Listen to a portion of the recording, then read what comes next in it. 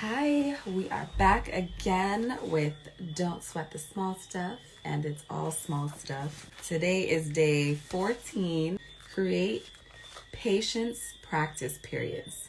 All right, so yesterday was day 13, which was become more patient, and today is create patience practice periods. Patience is a quality of heart that can be greatly enhanced with deliberate practice.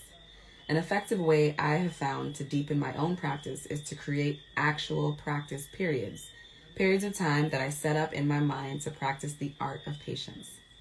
Life itself becomes a classroom, and the curriculum is patience. You can start with as little as 5 minutes and build up your capacity for patience over time. Start by saying to yourself, okay, for the next 5 minutes, I won't allow myself to be bothered by anything. I'll be patient, right? Just 5 minutes. What you'll discover is truly amazing. Your intention to be patient, especially if you know it's only for a short while, immediately strengthens your capacity for patience. Patience is one of those special qualities where success feeds on itself. Yeah. Once you reach little milestones, 5 minutes of successful patience, you'll begin to see that you do indeed have the capacity to be patient for even longer periods of time. Over time, you may become a patient person. Since I have young children at home, I have many possibilities to practice the art of patience.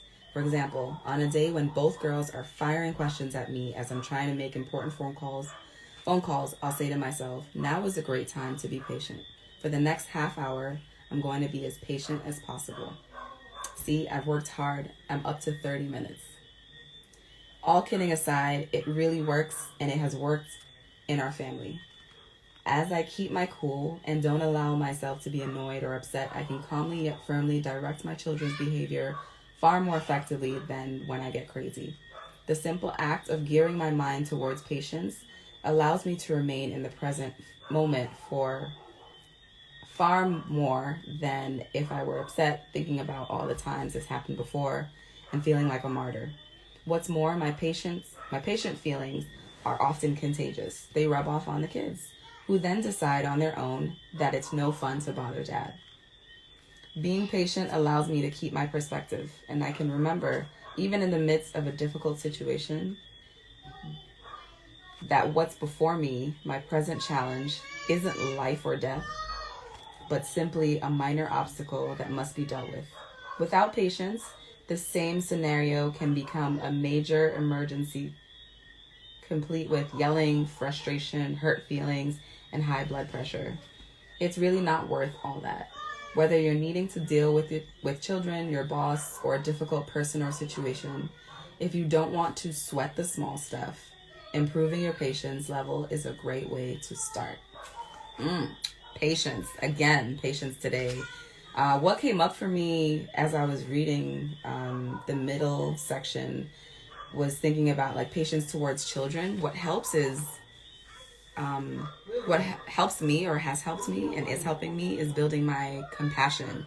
Understanding that whoever is approaching me in like an emergency or in an urgent type of, like with an urgent feeling or in an emergency type of tone, I slow myself down and have compassion for them and think like if the roles were switched, then I would want that person to have compassion towards what I'm feeling and what I'm going through instead of getting frustrated with me and short-tempered.